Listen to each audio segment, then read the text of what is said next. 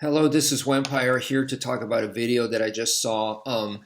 It is a video of news video talking about a crime called jugging, and apparently it happened in Houston, Texas, where a couple they had a large amount of money, and they were attacked by a group of assailants.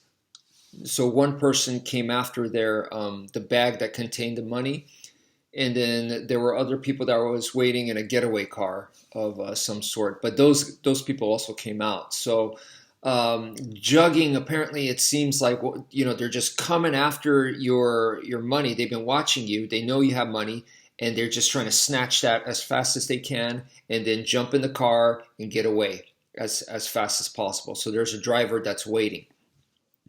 Anyway, so the first thing is this couple had a huge amount of money, and obviously they were being watched. And you can easily say that, well, that was their mistake. They were stupid to have a ton of money and just walking around with it. And it's easy to say that, but the truth is, we all make mistakes, and sure, it is a mistake. But at the same time, in real life, there's many times where we're just not operating at a very high security level. It's just fact of reality that we are going to be vulnerable many times within the course of our lives. And this couple was, right?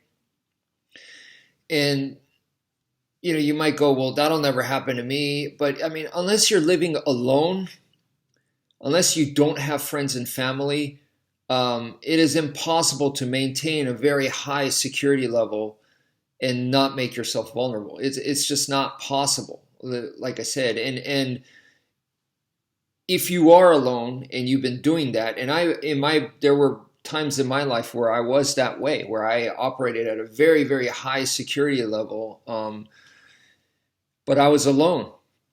But when you have friends and family and stuff, you can't expect them to operate at your level because A, they're not trained, they don't have that mentality, and you've been doing it for years. So you have plenty of practice, and it's natural for you. It's not natural for them, and you cannot force that upon other people. That's just the way it is, because if you did, you'd be a jerk, you'd be a tyrant.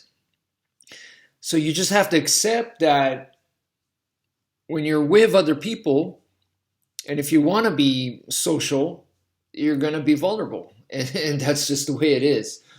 And so the other thing is, when there's I believe it was the police chief that said the lady was extremely determined. And what he meant by that, I believe, was that she was holding on to the bag. She didn't want to let go because it had all the cash in there. And she was holding on for dear life. And he says, I don't recommend that because money is replaceable. And I get what he means. He means that it's either your life or money, then your life is more important. But the money is not replaceable, especially if you're talking about a big amount of money, big amount of cash.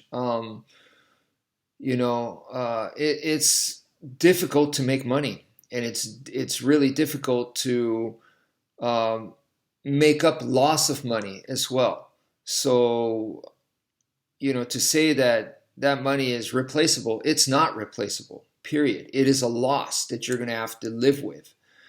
But compared to the loss of life, obviously it's not as bad, but it can be very damaging and severe as well. That's all I'm saying. Okay, I'm not saying that she's right and the chief is wrong. No, that's not what I'm saying. But I'm just saying that the money is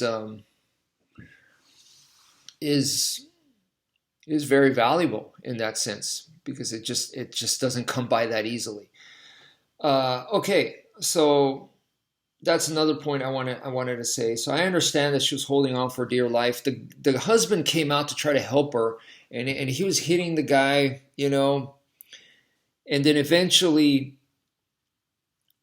the from the getaway car, other people came in to help the assailant. So more bad guys showed up, and it looked brutal. And eventually, I think they ran over the couple by backing the car up. And the lady, if I'm not mistaken, might even be crippled from the waist down. I don't know, but that is horrible, horrible, horrific. It's a very violent, horrible crime. So what do I recommend against something like that? I mean, it just, like I said, the guy came out and he was giving several, like, it looked like hammer fists. He was trying to hit the guy hard, but it just, with the adrenaline and stuff, no. So I do recommend that you're going to need some kind of self-defense tool. You're going to need some kind of weapon to enhance your skills.